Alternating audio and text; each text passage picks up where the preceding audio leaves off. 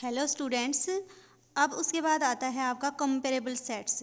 Comparable sets आपका क्या होगा, किन्हीं भी दो सेट्स ए एंड बी को आप कंपेरेबल कब बोलोगे, जब आपका एक सेट दूसरे का क्या हो, सबसेट। उन दो सेट्स को क्या बोल दोगे आप, कंपेरेबल सेट्स। ठीक है, कंपेरेबल सेट्स आपका क्या होगा कि ए और बी अगर आपके पास दो सेट्स हैं, ठीक है, एक सेट अगर दूसरे सेट का सबसेट होगा तो उस दूसरे सेट को क्या बोल दोगे आप, कंपेरेबल सेट्स बोल दोगे। अब उसके बाद आपका आता है डिसजॉइंट सेट। डिसजॉइंट सेट्स आपके क्या होंगे, देखो जैसा कि नाम से ही क्लियर है, डिसजॉइंट जो आपस में जुड़े हुए ना हों। जुड़े हुए कब होते हैं सेट्स, जब उनमें कोई एलिमेंट कॉमन हो। तो इसका मतलब आपका डिसजॉइंट सेट कौन से होंगे, जिनमें कोई भी एलिमेंट आपका क्या हो, कॉमन ना हो। तो उन सेट्स को आप क्या बोल दोगे, डिसजॉइंट। जैसे एग्जांपल से देखो, मान लिया आपका सेट ए है 1 2 3, बी सेट है आपका वो क्या है 1 3 5। क्या ये दोनों के दोनों सेट डिसजॉइंट हैं? नहीं है। देखो इनमें कॉमन क्या है, 1 3, 3 और 1 क्या है इनमें कॉमन, तो इसका मतलब ये सेट आपके डिसजॉइंट सेट नहीं है। अगर आप बी को ले दो 6 7 8 और ये पूछो कि ए और बी आपके डिसजॉइंट हैं या नहीं, देखो इस केस में डिसजॉइंट हैं, ना तो इसका कोई एलिमेंट इसमें ना इसका कोई एलिमेंट इसमें। इसका मतलब आपके ए और बी क्या हैं, दोनों के दोनों डिसजॉइंट। उसके बाद आपका आता है यूनिवर्सल सेट। यूनिवर्सल सेट क्या होगा बच्चों, जैसा कि नाम से ही क्लियर है, यूनिवर्स। यूनिवर्स क्या होता है आपका, ब्रह्मांड। ब्रह्मांड क्या होता है, सभी को अपने अंदर कंटेन करके रखता है। तो इसका मतलब यूनिवर्सल सेट आप किस सेट को बोलोगे, आप उस लार्जर सेट को बोलोगे जो सारे के सारे सब सेट्स को अपने अंदर क्या करता है, कंटेन करता है। तो उस सेट को आप क्या बोल दोगे, यूनिवर्सल सेट। जैसे एग्जाम्पल से देखो, मान लिया आपके पास U एक सेट है जिसमें कौन से एलिमेंट है, 1 2 3 4 5 6 7 8 10 11 एंड 16। ठीक है, अब आपने क्या लिया, ए सेट क्या लिया 1 2 3, बी सेट आपने क्या लिया 1 3 5, सी सेट क्या लिया 3 5 7 11 और डी सेट क्या लिया 2 4 8 एंड 16।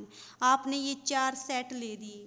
तो देखो ए के सारे एलिमेंट इसके अंदर, बी के भी सारे एलिमेंट इसके अंदर, सी के भी सारे एलिमेंट इसके अंदर, डी के भी सारे एलिमेंट इसके अंदर। इसका मतलब जो यू सेट है आपका वो कैसा है भाई, यूनिवर्सल सेट है। किसके लिए, ए बी सी और डी के लिए। क्यों, क्योंकि सारे सब सेट्स को अपने अंदर कंटेन करता है इसलिए। ठीक है, तो यूनिवर्सल सेट की डेफिनेशन आई समझ में। जो जितने भी सब सेट्स आपके कंसिडर कर रखे हैं आपने, वो सारे के सारे क्या हों, इस पर्टिकुलर सेट के सब सेट हों। ठीक है, तो उसको आप क्या बोल दोगे, यूनिवर्सल सेट बोल दोगे। उसके बाद आपका आता है कॉम्प्लीमेंट ऑफ ए सेट।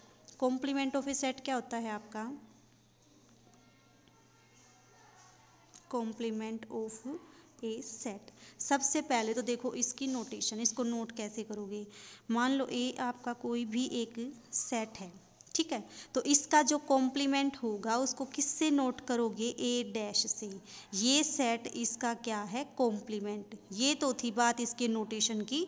अब आप क्या देखोगे कि इसमें एलिमेंट्स कौन से आएंगे। इसमें देखो बच्चों, ए और ए कॉम्प्लीमेंट, ए का अगर कॉम्प्लीमेंट निकालोगे ना तो इस सेट में आपके वो एलिमेंट आएंगे जो ए में ना हो। ठीक है, तो उस सेट को क्या बोल दोगे आप, कॉम्प्लीमेंट बोल दोगे सेट का। जैसे मान लो आप, ये आपका कोई एक यूनिवर्सल सेट है यू, ठीक है, और ये सेट है कौन, ए। यूनिवर्सल सेट है तो इसका मतलब जो जो सेट हम कंसीडर करेंगे वो सारे के सारे क्या होंगे, इसके अंदर होंगे। तो ये सेट क्या हो गया, इसके अंदर। इस ए के अलावा जो ये एलिमेंट्स हैं भाई, जो ए में नहीं हैं, तो ये जो सेट बनेगा ये क्या बन जाएगा, इसका ए का कॉम्प्लीमेंट। कहने का मतलब ए को छोड़कर बाकी जो भी इसके एलिमेंट्स हैं वो किस में आएंगे, ए कॉम्प्लीमेंट में आएंगे। एग्जाम्पल से देखो वहाँ और अच्छे से क्लियर होगा। जैसे मान लिया आपने कि आपका जो यूनिवर्सल सेट है उसमें है आपके एलिमेंट ए बी सी और डी। ठीक है, ये आपका यूनिवर्सल सेट है। इसके बाद आपने ले दिया सेट ए। सेट ए में ले दिया आपने ए और बी एलिमेंट। तो क्या इस सेट का कॉम्प्लीमेंट आप बता सकते हो, क्या आएगा भाई इसका कॉम्प्लीमेंट? इसका कॉम्प्लीमेंट क्या आएगा? वो एलिमेंट यूनिवर्सल सेट के जो ए में ना हो। देखो ए तो है इसमें, तो हम ये नहीं लेंगे, बी इसमें है तो हम ये नहीं लेंगे, तो ए कॉम्प्लीमेंट में कौन आएगा आपका? सी एंड डी। तो ये क्या आ गया आपका? कॉम्प्लीमेंट। ठीक है।